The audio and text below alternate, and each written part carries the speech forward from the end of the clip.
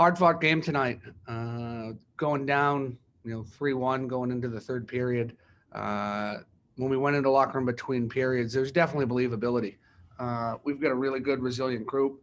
They're really confident in their abilities, and we've just learned a lot about the team. We're pretty, as a group, we've got really good leadership from our older guys.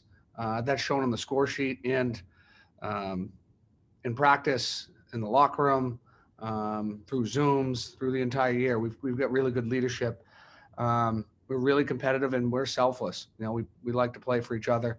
You saw that amongst a lot of the block shots. So to take 5 or 6 points in a Hockey East weekend, in our second weekend is a big one, especially in the fashion that we did it. Sometimes you beat yourself. I think they took a penalty that put them in a spot to change the game, and we took advantage of it. So I think, we're not gonna feel bad about it. We're gonna feel pretty good about our effort and just how we played, especially just only playing a couple games so far, now playing 4. We feel pretty good about where we're at, and we got a lot of room for growth.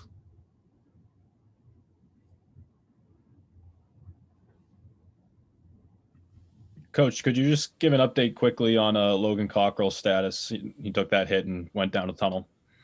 I haven't seen him yet. I'll probably know more, later today. I'm not really sure. Probably actually know more tomorrow. So hopefully he's fine. He's obviously playing terrific.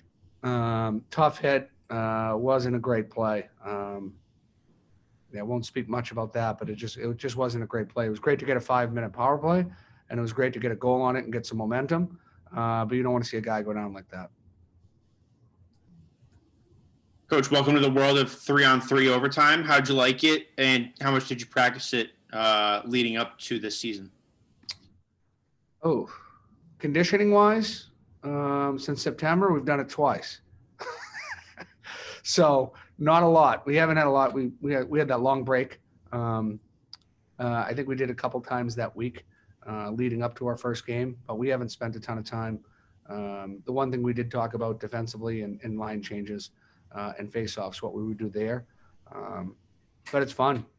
I'm sure it's not fun when you don't win, but when you win, it's fun, especially when we get some high-level guys. It was nice to see Zabernet. He was probably the best guy 3-on-3 in practice.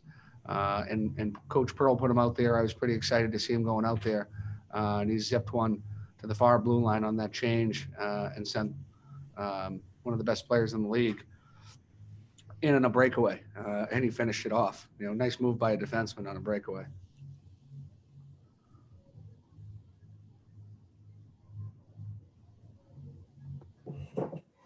Albie, we've seen, for those of us who've been watching games all year, we've seen teams sort of struggle to find their legs when they first start playing. Here you are in the second weekend of the season, and you come off with a pretty impressive performance this weekend against UMass. Were you surprised at how fast you guys have been able to pull it together here? I don't know if I'm surprised. The guys have done a pretty good job of keeping in shape, even when we were away and shut down. I think the captain had a little bit of a closed door meeting talking to the guys, just saying like, look, this Christmas break is a break, but we got to make sure we come back in shape. So that was I think that's been a major factor, the leadership and what those guys have done and what they've showed in the weight room. Because we haven't been on the ice a whole ton.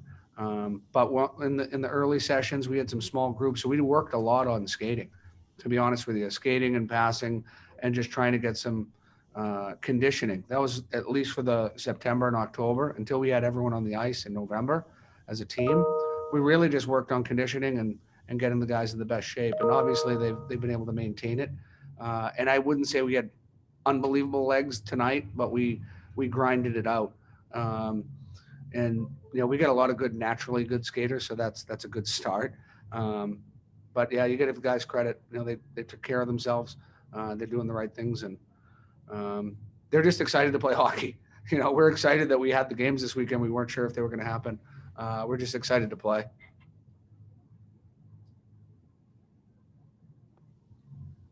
Albie, you mentioned the believability that your team has.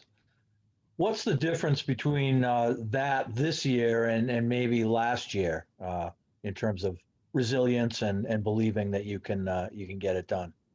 Yeah, no, that's a great question. I think we had 14 freshmen last year. So we were youthful. And then we had Amonte go out for the year. We had Cockrell go out until February in the second or third game. And so Pat Curry and Pat Harper were the guys that were leading. But they were just leading a bunch of young kids. So it was a lot of lessons, and a lot of guys played a lot of minutes and learned on the job. So we were a little bit long-term greedy. We talked last year as a staff saying if we could be 500 to Christmas, we would be psyched with just the injuries and the guys that went down. And then moving into the second half, we were starting to get guys back, and we were hoping to go on a little bit of a run. And we played some good hockey. And a lot of those younger guys in the second half were really good. Like Dom Fensor from the first half last year to the second half, he was voted our most improved player. So a lot of guys it was a big development year for us, losing all those guys to the signings the year prior. So we were just, like I said, we're going to be long-term greedy. And some of the woes we had at times last year is starting to pay some dividends this year. And we've got great leadership.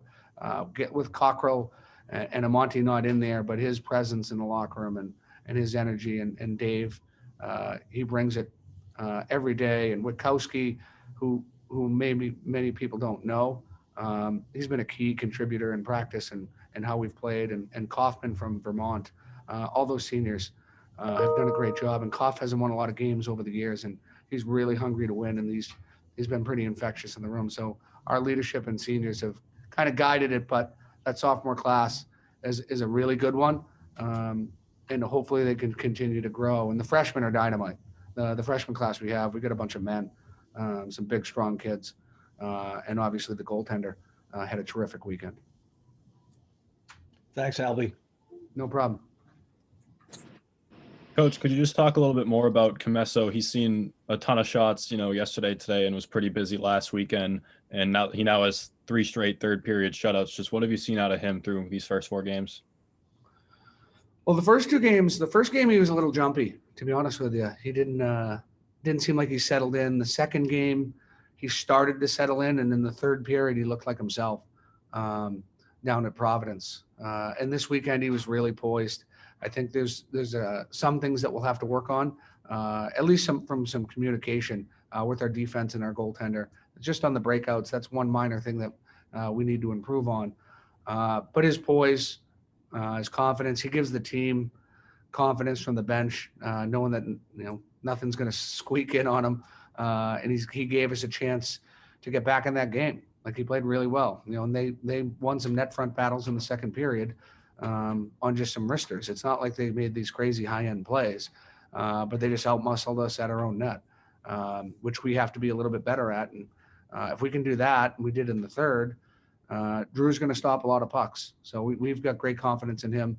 He's got great confidence in himself, and he can give our team, a chance. Like last night, we didn't have our legs right away in the first period. He gave us a chance to get our legs, and then I thought we played really well in the second and the third. So we're psyched to have him. He's a great kid. He's very normal for a goalie, which is really nice. And we're just happy with the weekend.